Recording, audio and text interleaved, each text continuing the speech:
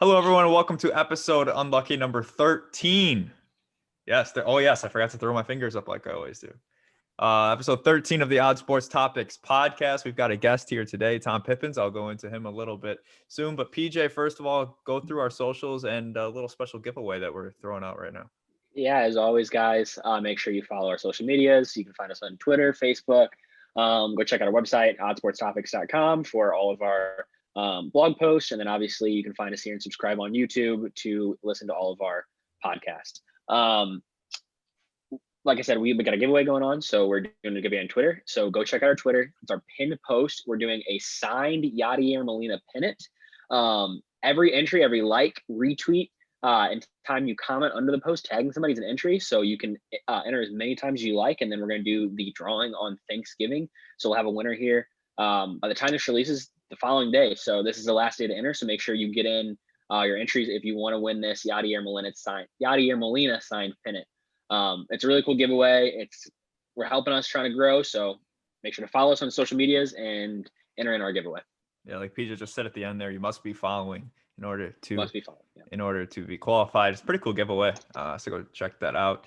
Matt, give us a little bit about an article that you have been writing about lately. So I have just wrote an article about the dinos of the KBO, our champions of this year's KBO World Series. They are an interesting story. I would go ahead and give that one a read. I'd also give the 12-unit man Colin Ritter just wrote an article about tanking in the NFL and just across sports. Tanking is a really weird concept. Sports is really the only industry where tanking takes place. You don't see any other business being like, hey, perform really bad so that we can be good in the next 10 years. It doesn't happen. So go ahead and give that one an article or read. And then I also have wrote a Team Name Tuesday about Tottenham. If we have any soccer fans out there, if you want to learn how they got their team name, a little bit of Shakespeare involved, if anybody's into literature. So that's an interesting one as well. For those out there who don't know, KBO is Korean Baseball League, therefore known as when all of the sports world shut down back in March, your degenerate gamblers such as Michael over here would bet on Korean baseball to get their gambling fix. So just a heads up if you didn't know what the KBO was.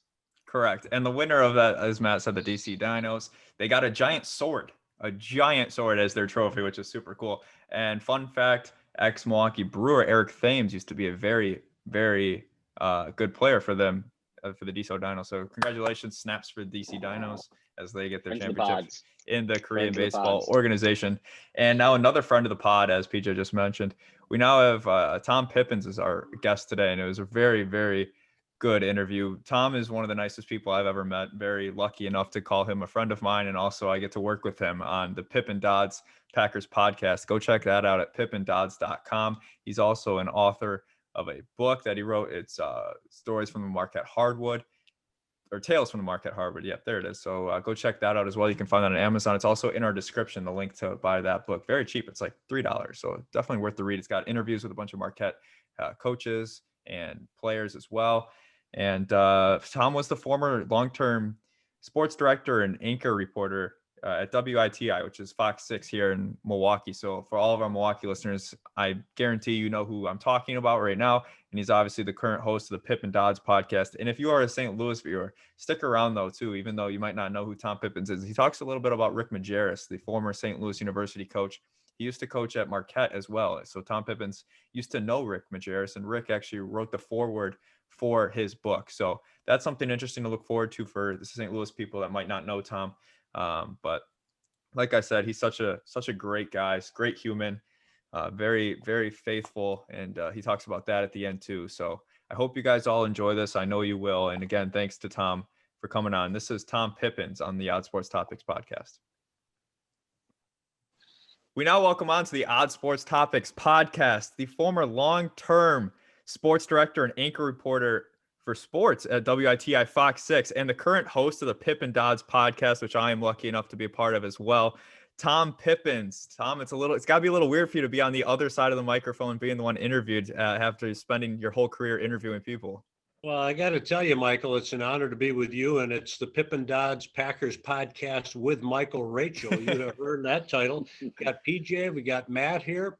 Life is good, and we podcasted earlier pre-Packers Bears and looked back at the Colts. So nice to be with you again, my friend.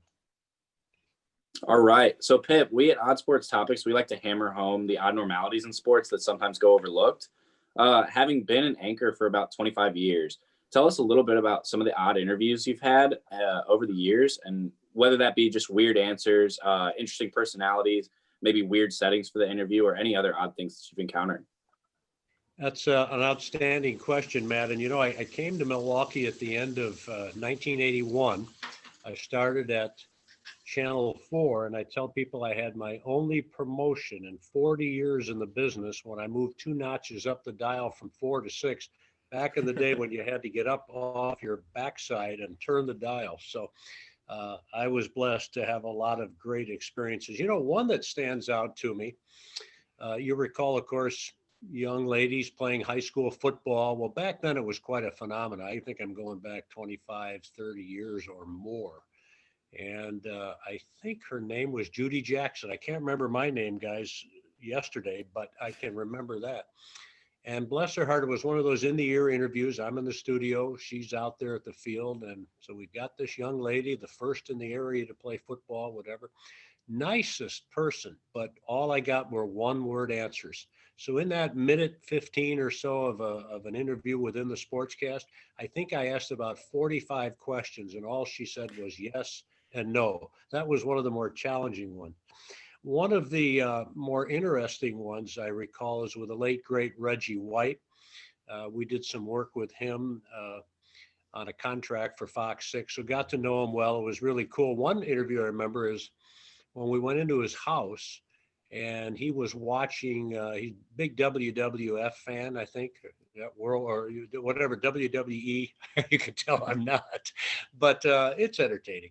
Anyway, he's sitting there in his informal attire and he's watching. My son, who's 27 now, just got married in September, was just a few years old, and he got a Reggie wedgie from Reggie White, if you can believe that. So we did an interview there. That was unique.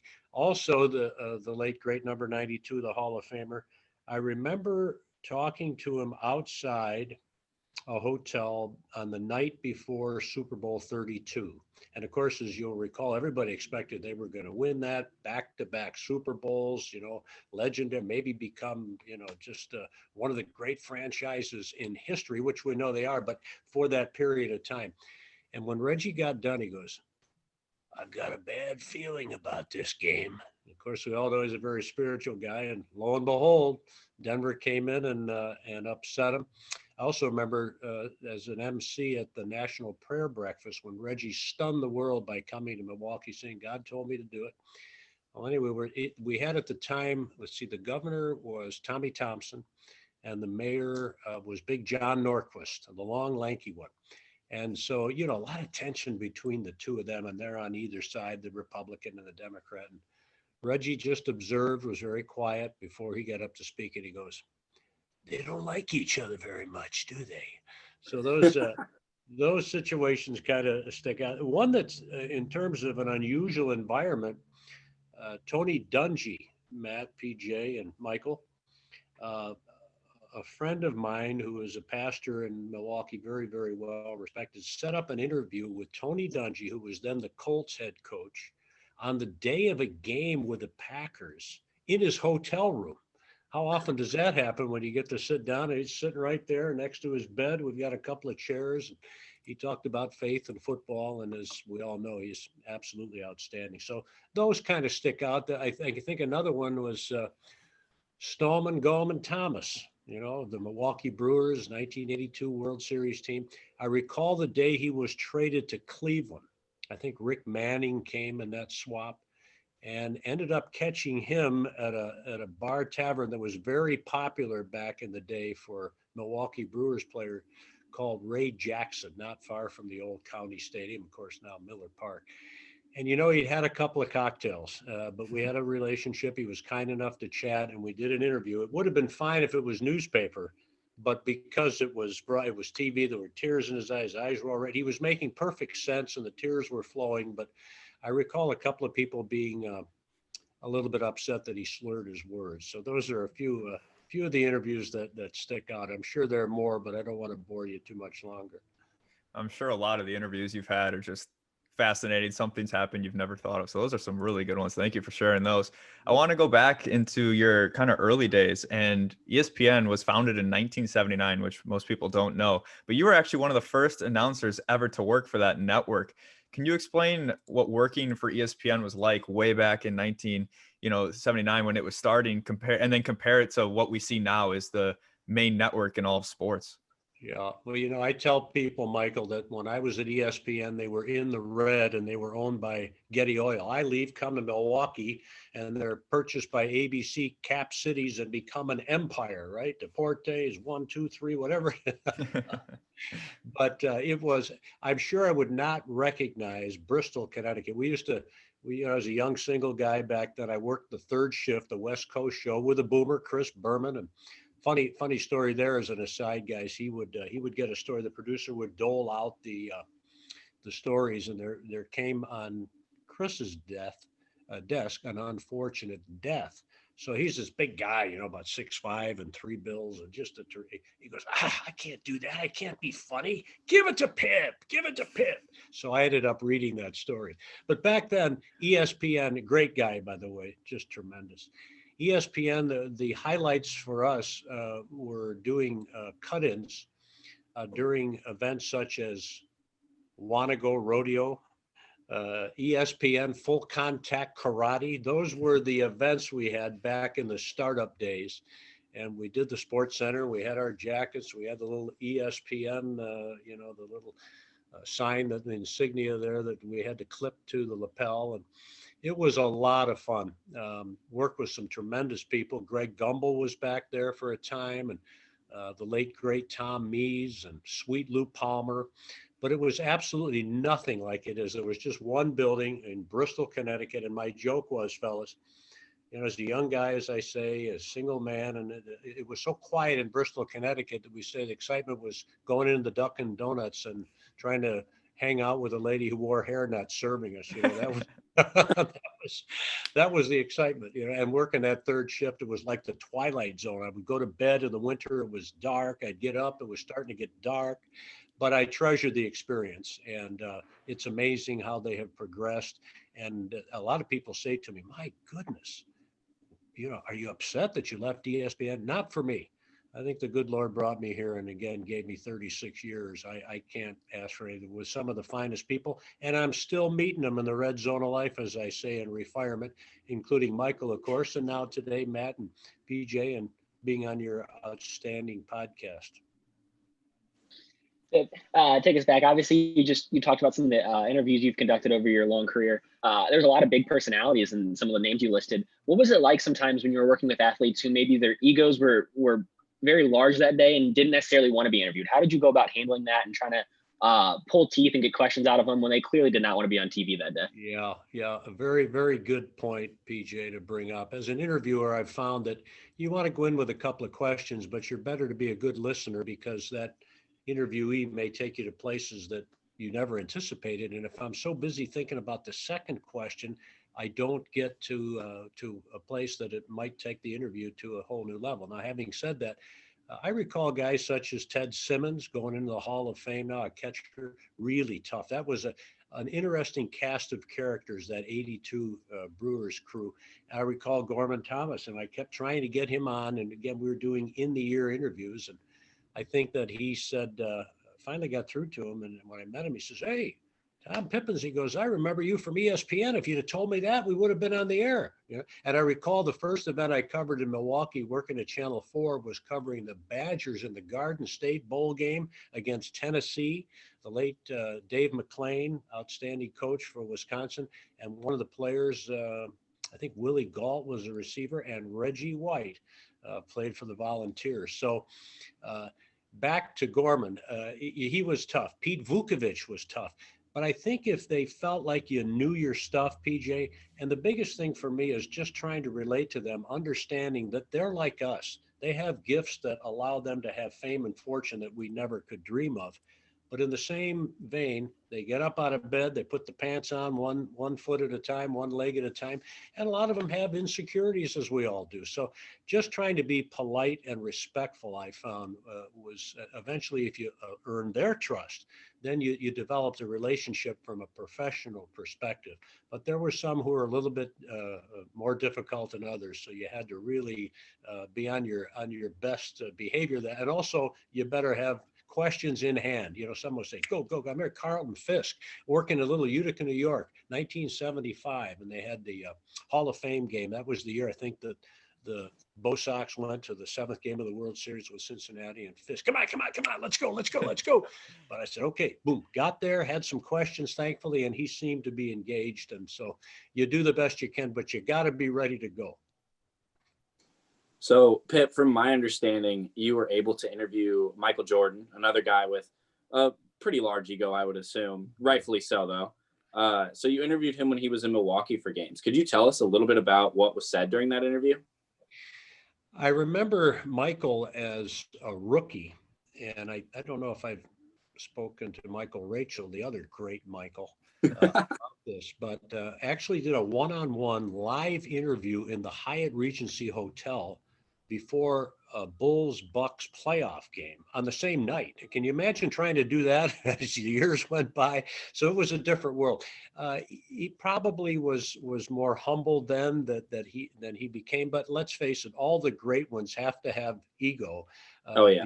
Because it drives them, it drives them to be the best, and that competitive edge that stood out even then. As you'll recall, he had that foot injury when he was first or second year, I think, and he did not want to go out, and the doctor said wait, and they weighed the whole thing. You saw that on the great series they had on MJ.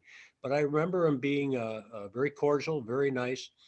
And one story that I can tell you relates to a very good friend of mine. We might talk about Mike Neufeld if we get into our Marquette University basketball book. But he developed a relationship with Mike Neufeld, who was one of the strongest, biggest, toughest guys I know, even if he weighed less than 100 pounds, suffering for the muscular dystrophy. Very humble, self-effacing, big sports fan. He got to know people such as Oprah Winfrey. I mean, you name it, Jerry Lusa in the MDA telethon. He was the national poster child for 2 years. But this is where Michael Jordan comes into play. They used to do TV commercials. Now, Michael passed away, Mike Neufeld, in his early 40s about 5 years ago. And he was the small fry, and Michael, back in the day when he had hair and everything else, was the big fry. They became friends. And to the very end of his career, anytime the Bulls and later Washington came to town, Michael would always call out Mike Neufeld, who was in his wheelchair, on the end line under the basket. He'd come over there and he would remember him, and they would have conversations, and he was outstanding with his mother. To this day, Michael Jordan gives $10,000 to the Mike Neufeld Memorial Golf Tournament. He had that kind of an impact. And I think that says an awful lot about arguably the greatest player in the history of basketball, Michael Jordan. And I think we saw that in The Last Dance too. We saw Michael Jordan behind the scenes in the locker room meeting with some people as well. So that's a great story. I appreciate you sharing that. I want to get back to some odd things in sports. Obviously, covering the Packers, Lambeau Leap is one of the odd traditions in the NFL and all sports for that matter. First of all, I heard that you had a chance to attempt the Lambeau Leap one time. How did that go? Were you successful in making that leap?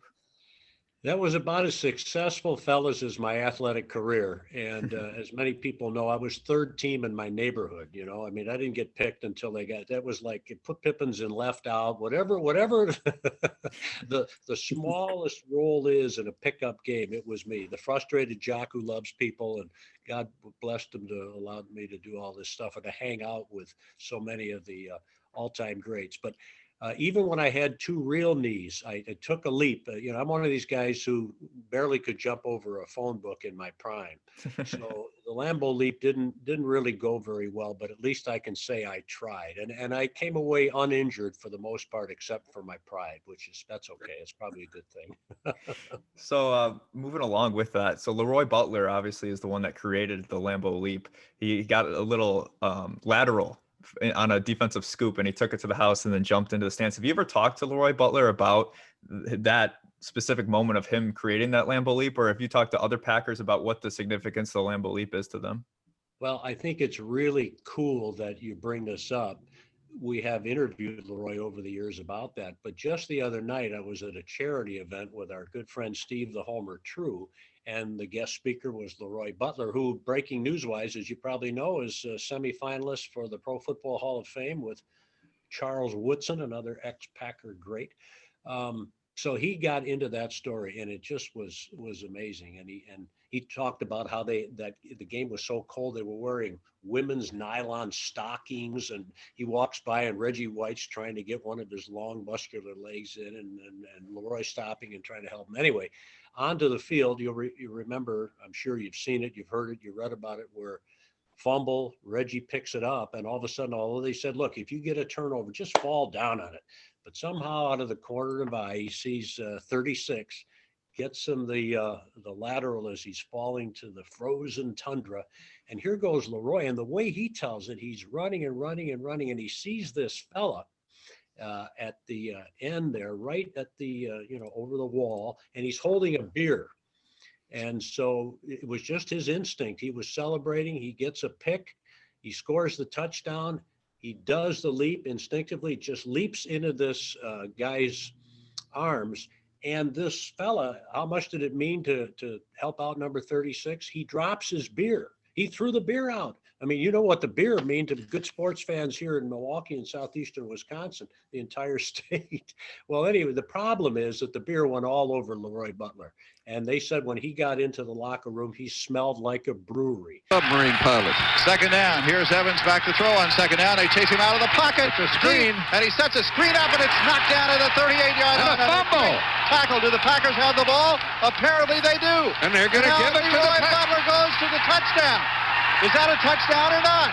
Well, they don't know whether to call it. Nobody wants to call anything. The officials are going to confer. Let's see what they're going to do here. I thought he was tackled. Did he fumble, or did they get a touchdown?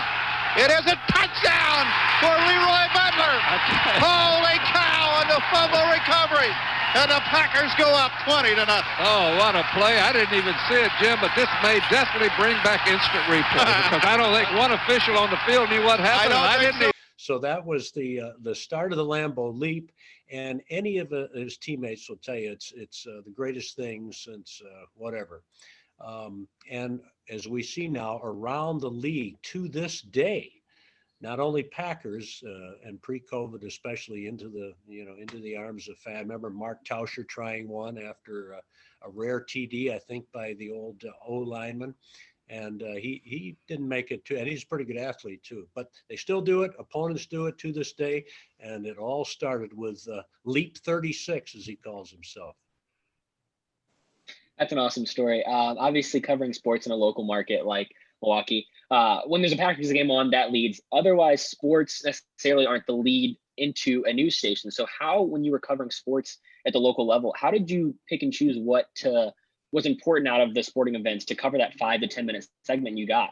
Right. PJ, it's a great question. And, those segments kept getting smaller and smaller and smaller to the point where you're like 3 minutes at 10 o'clock. 5 o'clock was maybe 2.5 minutes, or 6 o'clock was the same, unless we were doing an elongated feature story. Or, as you accurately point out, if something big happens with the Packers, then they move you up in the newscast. Now, I recall back in the day when the Packers were bad, we were begging them to give us a 5-minute show. Former Packer John Anderson played at Waukesha High School, the old Waukesha High School. I think he teaches at Brookfield Academy now, Pip. Yeah, he did. Yeah, Your alma mater. yeah. I think he retired. So maybe one of the fine gentlemen I know, a spiritual man, a hardworking guy. He made himself into a real pro. Well, he wanted to come on to Channel 6 to do a 15-minute show. PJ, we couldn't even get that. I mean, the bosses said that the Packers were so bad then. Of course, they got good, as we know, and, Ron Wolf comes in, Mike Holmgren comes in, number 4 comes in, number 92, and then we couldn't get enough Packers everywhere you turn. But to your question, it is a challenge, and we're just built, right? We want to talk about national news. This is why I love the podcasting, right? We can go on ad infinitum, and there are no time constraints. But especially being at the end, news, weather, sports. Now, if somebody goes over here, where else are you going to go? It's like that accordion. It comes out of sports. Many a time, I remember a producer from the South saying, Pip, Vinny bagged me again. And Vince Candela, I love him. Great retired meteorologist. Maybe he happened to go over. Yeah, can I have 30 seconds? Well, that was like gold to us, 30 seconds. I mean, the meteorologist would be going, you could see the clock, it's getting late, we're over. And if he took a breath, I'm saying to myself, waiting there on the set to do the tease, come on, wrap it up.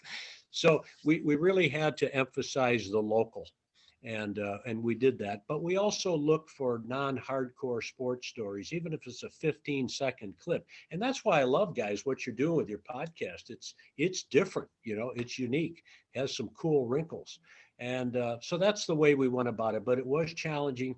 And to that point, you had to really learn to write for broadcast, not for print, right? You get it right to the point. Less is best. Interview segment, give me the best 15 seconds of, who knows, a 4-minute interview that maybe for another venue, a half-hour show would be super, but you had to do it, and you had to get your highlights on quickly.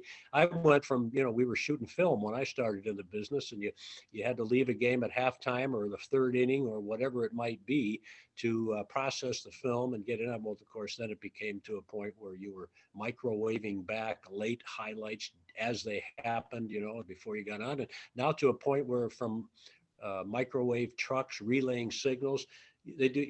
Our wonderful sports photojournalist Mickey Leach shoots it on a little card, and in essence, it's a glorified text message, and he'll send it from around the country back to the station. So very, very good. Just a lot of changes, but more than anything else, PJ, that's what you learned. You had to get right to the point. A lot of times I'd be rushing, saying, no, take it easy so people can understand you.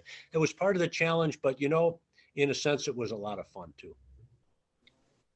So Pip, you mentioned it earlier that you wrote a book called Tales from the Marquette Hardwood that has a foreword in it by Coach Rick Majerus. So a lot of our viewers are actually from St. Louis. Me and PJ are based out of St. Louis. And I'm sure Mike is a SLU alum where Rick Majerus was a longtime coach. Could you go in a little bit about the conversations you had with Coach Majerus and maybe just one thing or one or two things that you learned from him over your time working with him? You bet. I know it's a family podcast, so I'll try to. You can say whatever you'd like. Yeah. He was just one of the all-time greats. And we were joking, Michael, on our podcast, Pippin Dodd's Packers podcast with Michael Rachel this morning, that John Dodds, our aficionado, our Packers historian, was told by Rick Majerus that he's the worst 6'6" postman he's ever seen in his life, guys. But JD is a terrific guy, went on to Marquette, covered the Packers for all those years. But as for Rick Majerus, first of all, they called him Rick the Pick. I recall doing some Marquette games on television back in the day with Allie McGuire, the late Al McGuire's son. And we would be playing pickup games. And man, when he laid into you, as big as he was, God rest his soul, you felt it for a week.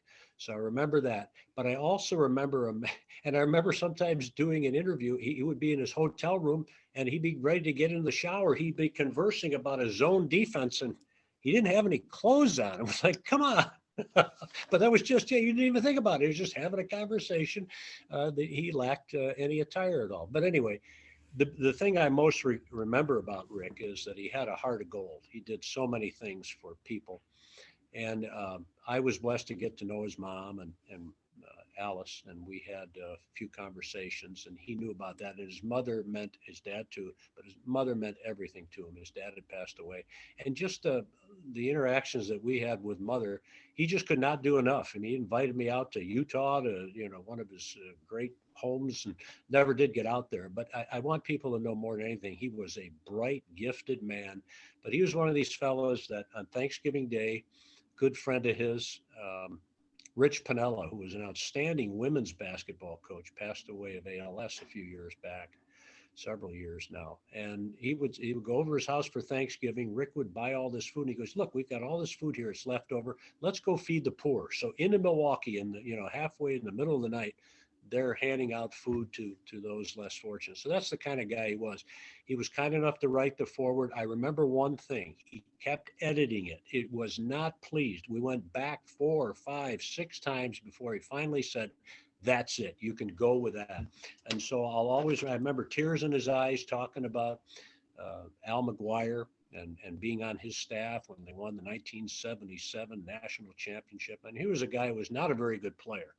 And McGuire told him that, but he just worked his tail off and became, I think, one of the fine college coaches in the land, and loved the fact that he did such a super job at SLU. Michael Rachel knows, I think, that I almost, Matt and PJ, went to St. Louis University. I didn't because I felt I need a little smaller environment. So, but it's really neat to see that it is a super city.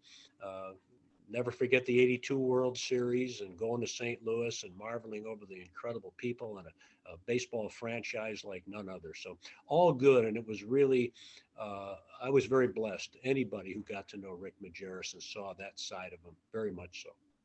And Pip, can you tell us a little bit more about the book itself, Tales from the Marquette Hardwood? What's in that book, and what should viewers be interested in if they're thinking about buying it?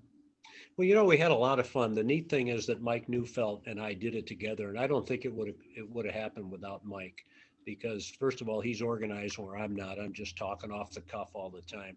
And we would go out and we would get the interviews. He interviewed Doc Rivers, Majerus, Hank Raymonds, the late great assistant coach and later head coach at Marquette. And he had a way of connecting with people. Go back to Michael Jordan, as we were talking earlier. Everybody who met him loved Brett Favre. I would take Mike up when we were doing the Brett Favre show many years ago to Green Bay, and everybody felt the coaches as well. I remember Kevin O'Neill, Tom Crean was very nice and very helpful into putting together the book. So Mike made that all possible. We did some book signings, and I think he really enjoyed it. In fact, I was given a great big poster of the two of us, the cover of the book. And so Carol Neufeld, Mike had it all those years in a frame, and she gave it to me. But it basically, we called it Tales from the Marquette Hardwood, if I recall, from McGuire to Crean and everything in between. That space period. Was asked to write a book. Many local sportscasters around the state, they went to people in Madison who covered the Badgers, say, to do something there. But it was a labor of love. And back in the day, we record, on a little tape recorder, had the little cassettes, and I would be typing away, on the typewriter, and the scripts came together, and we got it together. We got some very good pictures. Marquette was cooperative then. So to sit down and listen to the likes of Rick Majerus and Hank Raymonds and Doc Rivers and some of the players back then, and Tom Crean, of course, KO, Kevin O'Neill. It was awesome. It was a tremendous. And we covered, coaches in that span, the late Bob Duquette, who was. So it was an outstanding opportunity to get to know the program better, especially in that time period, to get to know more about Al McGuire, who was one of these guys. If you met him just for a second, fellas, you came away better. There was something about him. It's like when Michael Rachel walks into a room, everybody just go boom, right? That's what it is. Look at the magnetic smile, right? It's happening for him. That's why he's with us on our podcast. And I'll tell you what, guys, you're headed in a great direction. I don't want to get away without saying congratulations. I can tell you're great, man. I always tell people I'm not the sharpest knife in the cutlery set, but I was given a gift for good people. And you both are, and you're doing a fabulous job. Well, thank you for the kind words. That's very nice of you. Thank you. So obviously we'll put the link to that book in the video, but also go check Pip out at pippindodds.com. We'll put the link to that as well for the Packers podcast live stream every Packers game and also a preview. And Pip, you're also doing something else. Faith is a big part of your life.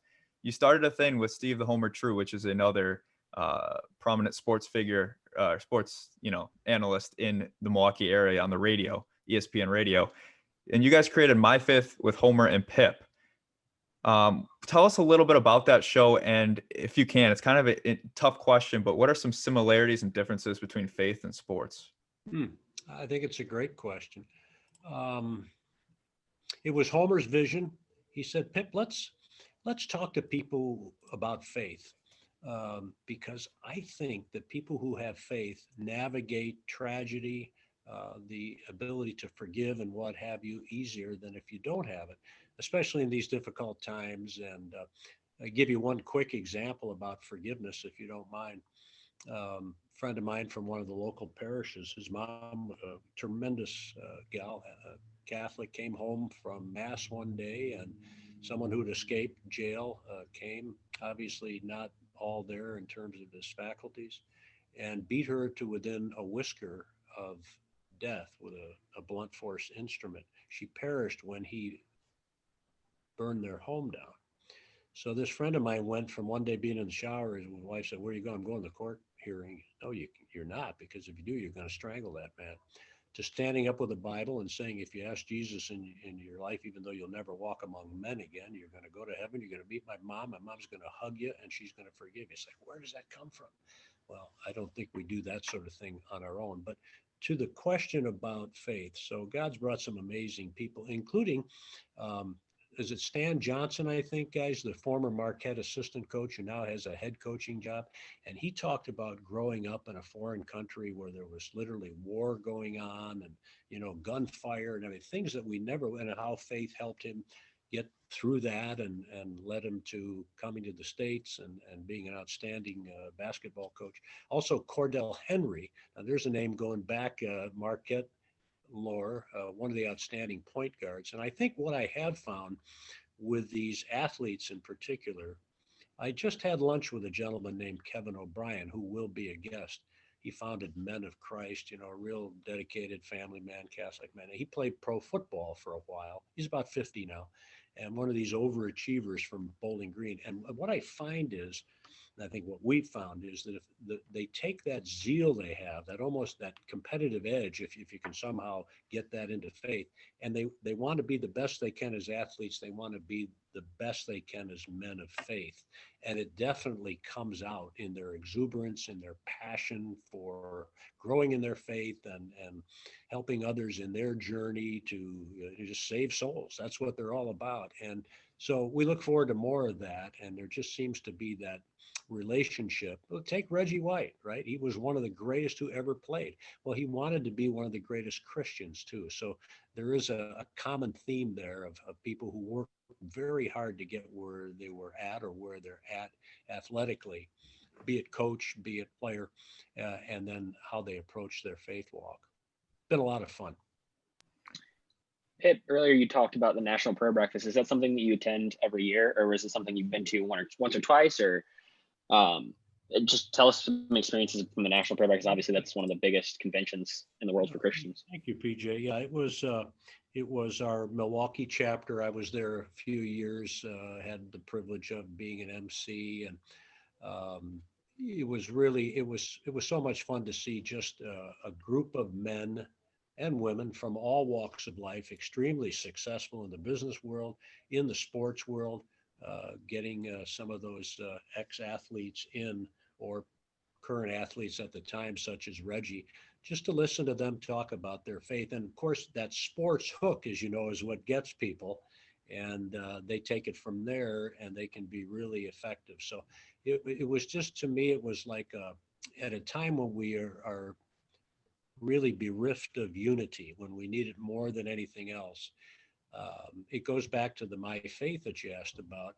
An old pastor friend of mine said, "Tom, today many people can't go to church and many people don't want to go to church and are not believers, but it is the faith stories that may bring people to Christ, And so I think we can equate that too to these folks who played or play and are willing to get up there and let everybody know that they're as human as we are, with the same frailties and insecurities, but also it is their faith that allows them to move forward in this time of fear.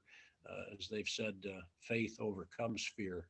And so it was a lot of fun. And the biggest thing is the unity that you would see in these rooms, hundreds and hundreds of people coming together for a common cause. And that's, as we know, is a really good thing. Well, Pip, we really appreciate all the time you've given us. Great answers, really interesting interviews that you've had over your career. Go check out his book, Tales from the Marquette Hardwood. We'll put the link in our description in the video, and go to pippindodds.com. We'll also have that link in the bio as well for his Packer podcast, live streams, which you guys will be lucky enough to see me on as well. And then obviously, as we just talked about, My Faith with Homer and Pip on YouTube. Pip, it was cool to see you on the other side of the microphone, getting to know a little bit about you and your experiences. And we really appreciate you coming on today. Well, I'm grateful for the opportunities. You can tell, guys, even in retirement, once a sportscaster, always one. My wife says to me, "How did the Brewers do?" "Well, Yelich got on to second, and then up comes Ryan. I don't care about any of that. Give me the score, you know. So I'm sorry for the expanded answers, but that's testimony to great questions and a real privilege for me to be on your podcast. And PJ, Matt, keep on keeping on. You're in a great path. If you ever need a word of encouragement or what have you, as I've told people, and Michael knows this full well, it's the Pippin Dodds podcast with Michael Rachel. I'm real glad riding a bike out and about. I met his dad, who lives not far away, and we made that connection with the former Billiken. That you're our future. I'm the past. You're the present and the future. So you have a passion, right? That's the gift that I always tell people. I love what I did. I love people. I can tell you're the same way. You're on a wonderful path. Keep on keeping on. And Michael knows that I mean this. If there's ever anything I can do, just bend a hairy ear or what have you, offer a little encouragement. You let me know. It's been a wonderful privilege for me. Lots of fun too. Thank you. You made it that. I just want to say thank you once again to Tom Pippins for coming on the Odd Sports Topics podcast. Man, I'll tell you what, guys, whenever I talk to Pip, I just walk away from that conversation feeling like I've learned something and become a better person just from the energy that he brings off to people, and his positive energy and vibes are just, they're great. And it started for me as just a conversation with him for some career advice. And he's gone above and beyond for me, allowing me to come on to his own podcast, pippindodds.com, being part of that show with him and John Dodds. And he is just one of the nicest, best people I have been lucky enough to meet in this world. And I can't imagine how many other people feel the way I do. So to be able to have a little bit of a platform to highlight Tom Pippins and his career and his life and his faith and everything he stands for is a privilege of mine to be able to do that for him, given that he has done so much for me. And I know PJ and Matt will echo similar things of just how nice Tom Pippins has been to us. So really thank you to Tom Pippins. And I hope you viewers have come away from that interview thinking, wow, what a great guy. And it's been pretty cool, some of the stuff he's been able to share with us. So thank you one more time to Tom Pippins. We hope you all enjoyed. Please like this video, subscribe to our YouTube, go subscribe to Pippin Dodd's YouTube page as well, along with his My Faith with Homer and Pip. Those are some great interviews. If you are a man or woman of faith, go check those out on YouTube as well. All of that is in our description, the links to all of his works as well. And we thank you, the listeners and watchers, for viewing this episode as well. One of my favorite, just because of what Pip has meant to me over these last couple of months. We wish you all a happy Thanksgiving from the Odd Sports Topics crew. And we can't wait to continue to bring the content to you. And we hope you guys will help us grow in any way possible. Thank you all. Take care.